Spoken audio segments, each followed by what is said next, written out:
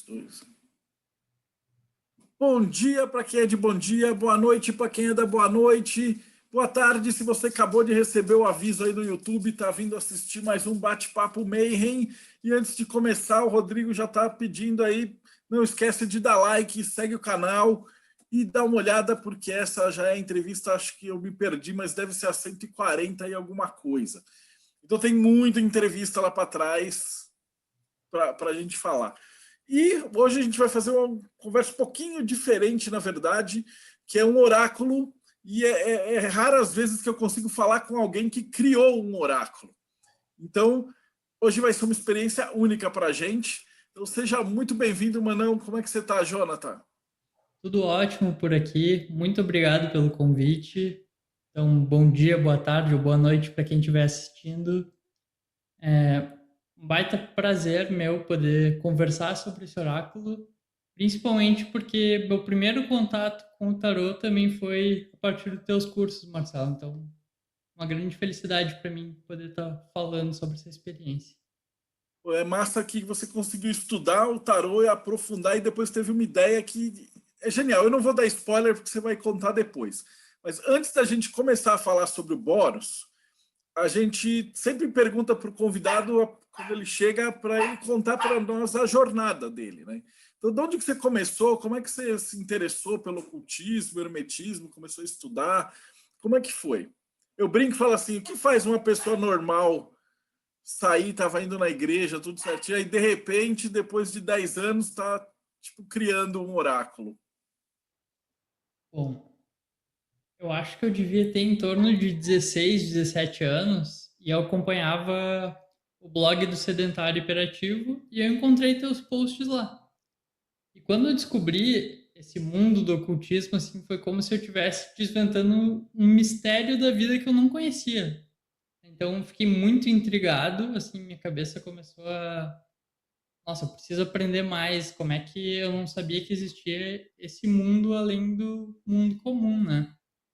E basicamente, esse início da minha jornada foi muito estudo, assim, então eu praticava muito pouco e fiquei lendo, li praticamente, acredito, todos os posts do blog e fui buscando muito, assim, esse foi o primeiro início que eu tive na jornada, né? Mas quando começou a realmente mudar a minha relação com a magia, assim, foi quando eu fiz um curso de 2013, eu acho. Tu veio para Porto Alegre. E aí eu fiz o curso presencial de Kabbalah e Astrologia. E aí foi como se todos aqueles conhecimentos que estavam acumulados, assim, só de leitura, fizessem sentido numa estrutura. E aí eu comecei minhas práticas a partir disso, assim. E aí você chegou a desenvolver o próprio deck de tarô. Não é um deck de tarô, né? Me conta, primeiro de tudo, o que é o Boros?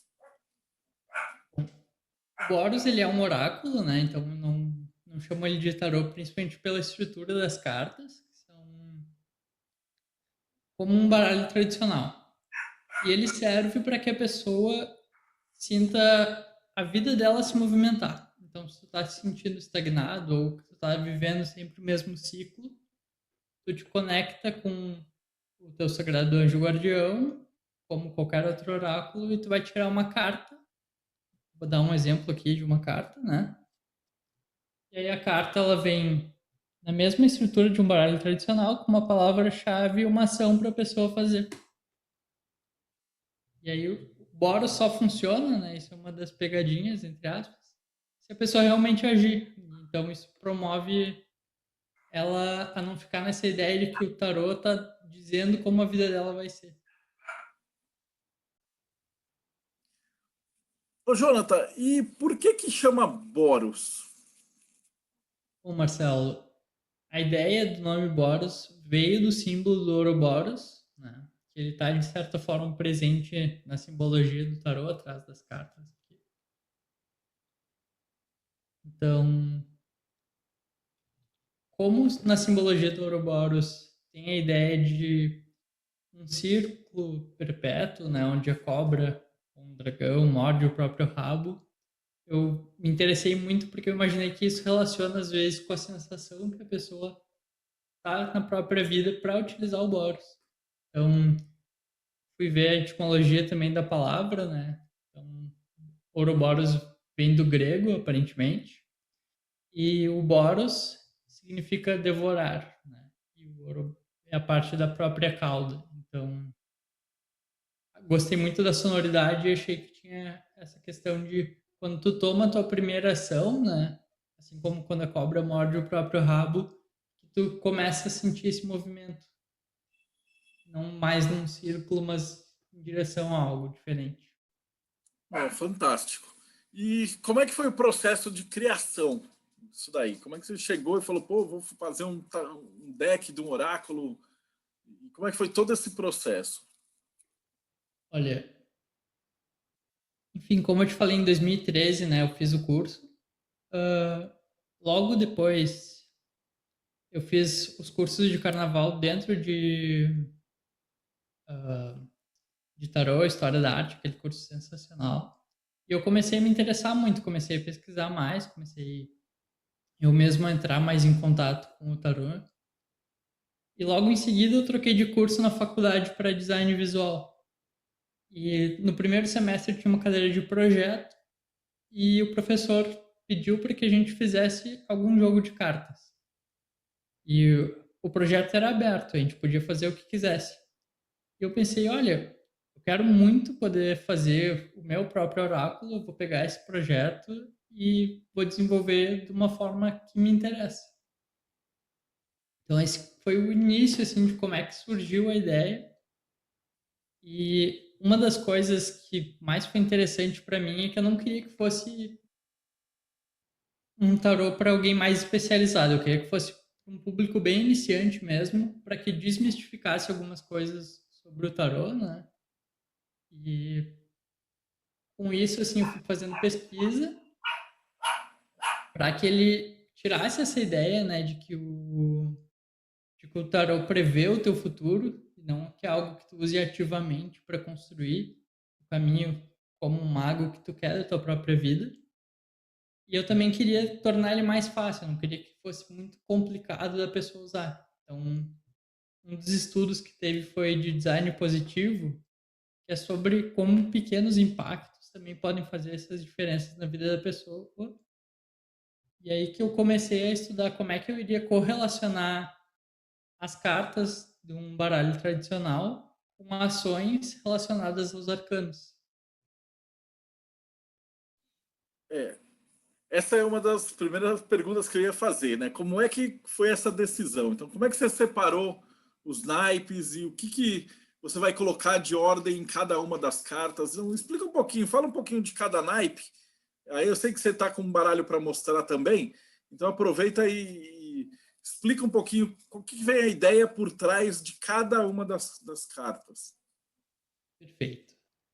Eu acho que a primeira coisa que tem de especial nesse baralho, né, é que, como num baralho tradicional tem o Coringa, que traz muito a ideia do arcano maior do louco, eu quis, ao invés de trazer o louco, trazer o mago.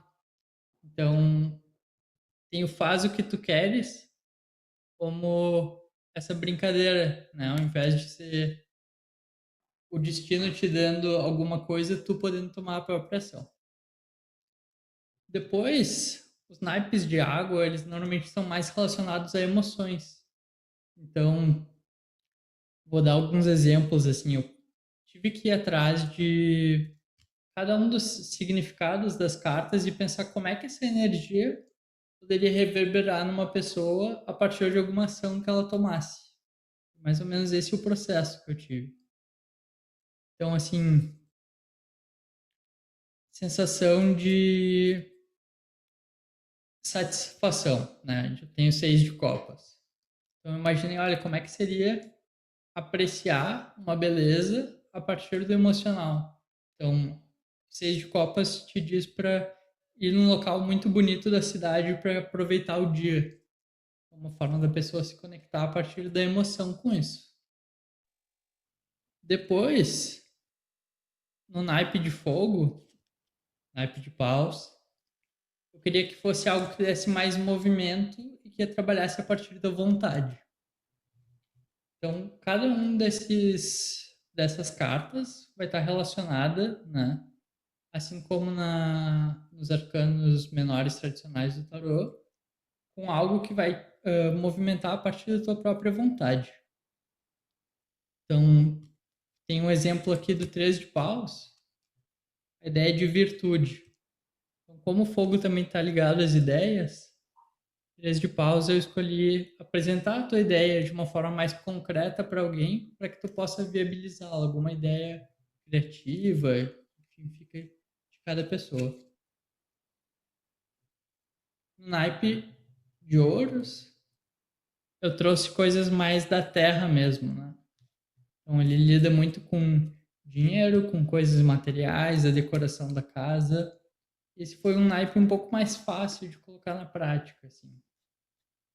Então tem uma carta que depois eu vou contar, tem uma história muito legal sobre ela, que é essa aqui.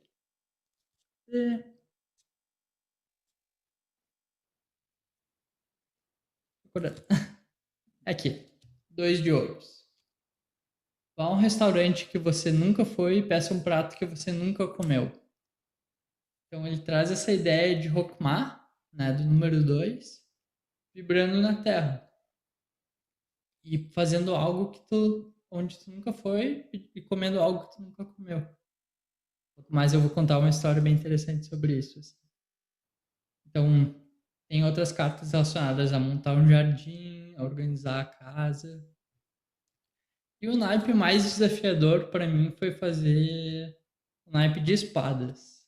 Porque algumas pessoas veem ele como mais negativo, entre aspas, no tarô.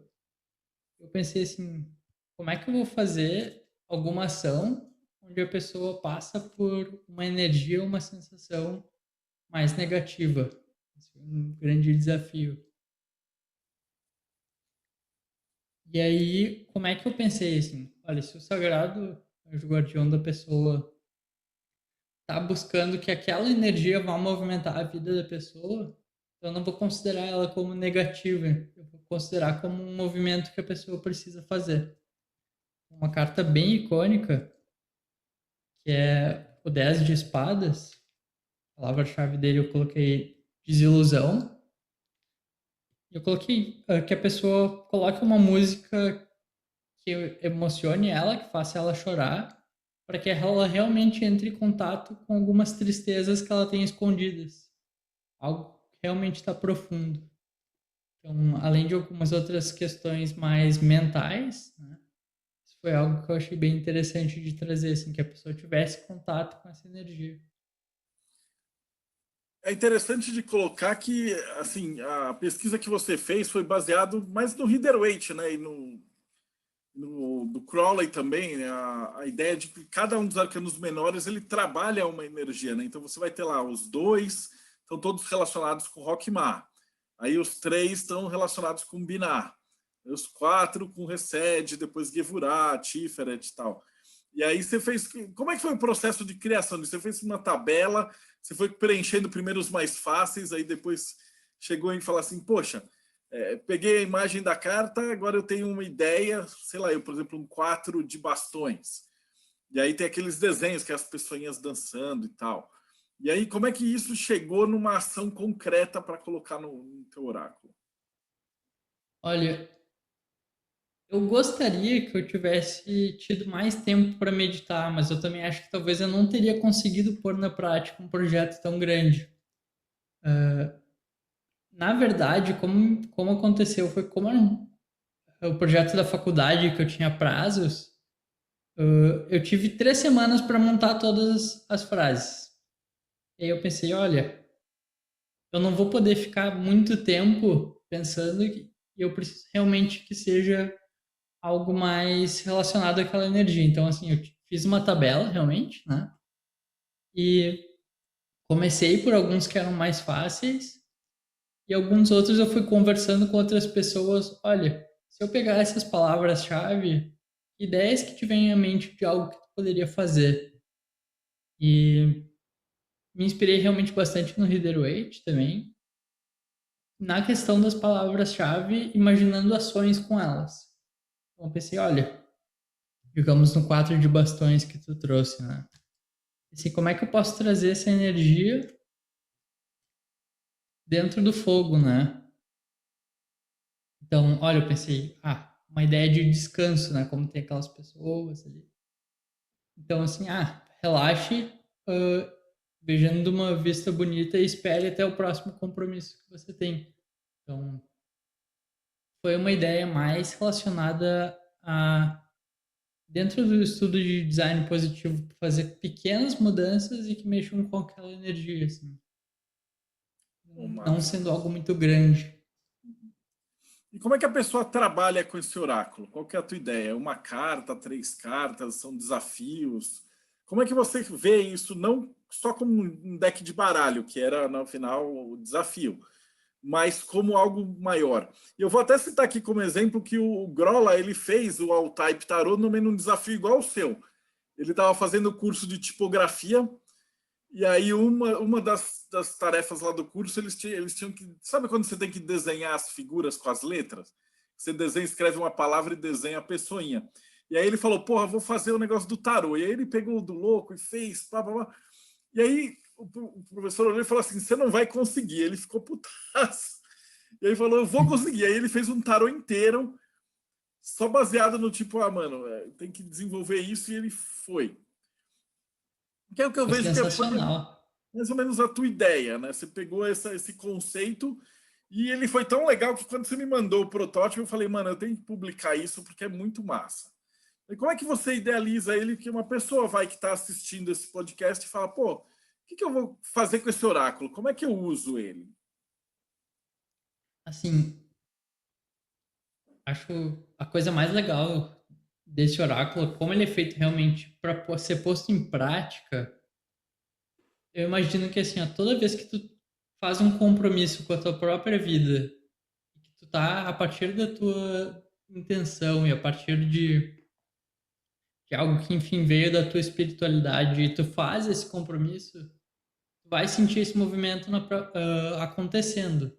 Então, assim, como é que eu acho um uso legal desse oráculo, né? A pessoa respira, entra num estado mais relaxado e pensa, olha, como é que eu posso colocar movimento na minha vida? E aí ela tira uma carta. Essa é a ideia. E aquela carta ela vai se concretizar só quando a pessoa realmente fizer aquela coisa. E aí que ela vai ver o movimento na vida dela a partir desses pequenos momentos que o SAG está direcionando ela. Esse é o conceito de uso. Assim. É um desafio do SAG. Perfeito. E acho que eu vou aproveitar esse gancho para contar uma história muito legal que aconteceu, que eu acho que explica como é que isso pode colocar movimento na vida das pessoas, né? Vai fazer quase 3 anos que eu conheci minha noiva. Ela está aqui na chamada. E a gente se conheceu, eu me apaixonei. Ela estava namorando, passou um tempo, parou de namorar. E a gente teve esse interesse em comum da magia, do ocultismo. Eu falei do Boros para ela, né? Eu peguei e dei de presente, olha, tá aqui o baralho para ti, tu pode utilizar. E ela achou muito legal, sensacional a ideia. E ela retirou uma carta um dia qualquer que dizia para ir no restaurante pedir um prato que tu nunca comeu, aquele que eu trouxe o exemplo aqui. Ela disse, olha que interessante, me veio essa carta. A gente poderia ir almoçar em tal lugar. Daí a gente foi nesse restaurante indiano, tri diferente que tem aqui em Porto Alegre. Almoçamos e foi a primeira vez que a gente ficou, foi naquele dia. E eu não tinha tido outra oportunidade de sair a sós com ela. A partir disso a gente hoje noivou, enfim, moramos juntos. E eu vejo assim que foi um movimento que veio nessa direção, que foi muito curioso, né? É um dos pontos que eu acho mais interessantes. Que como você está usando ele como oráculo, é baseado no tarô, então você pressupõe-se que quando você vai fazer uma tirada de tarô, você tira e o tarô ele vai te dar aquela energia, né? Ou que é aquela falta daquela energia, o alfabeto que a maioria do pessoal que está escutando aqui ele já conhece o tarô, né? Já tirou e já acompanhou outras palestras, né? E você vai ter essa ideia, só que no teu conceito você é como se fosse um desafio, né? Você está abrindo um canal para falar assim, eu estou precisando dessa energia, e aí através do Saga ele vai te dar um desafio, se você conseguir completar ele, você vai resolver ou trazer para manipular ou trabalhar aquela energia de uma maneira positiva. Então, no final das contas, é meio que um desafio com um prêmio, né? Perfeito. Exatamente. E onde é que o pessoal consegue encontrar esse baralho, o deck do Boros? Olha, pelo site da editora, eu acredito que tu vai botar o link na descrição do vídeo, né? Tem Pô, como... o link do que o Jonathan está falando está aqui embaixo na descrição do vídeo. Perfeito. Ali tem como conseguir, é bem tranquilo. E basicamente, assim, tendo o deck, consegue, enfim, tirar as cartas, utilizar desse desafio. E surgiu uma ideia uma vez de fazer um aplicativo para o Boros, mas essa ideia ficou meio guardada, assim, de repente, para um futuro. Por enquanto, só físico. O físico ele trabalha mesmo, ele é um deck de desafios mesmo. O pessoal escreveu muito. Quando a gente começou a vender, fizemos financiamento, a galera escrevia para a gente falando assim, pô, é bem legal, porque ele dá um dinamismo, né? Porque em vez de você só ficar sentado lá vendo o tarô e olhando as lâminas e tal, você tinha lá um desafio e aí você resolvia esse desafio. Então ele te dava um prêmio. Então, foi uma das coisas mais bacanas, né? E a gente já está quase chegando no final. Eu ia te perguntar também para você deixar um conselho para alguém que está começando agora, né? O que queira usar o Boros, o que você falaria para esse pessoal?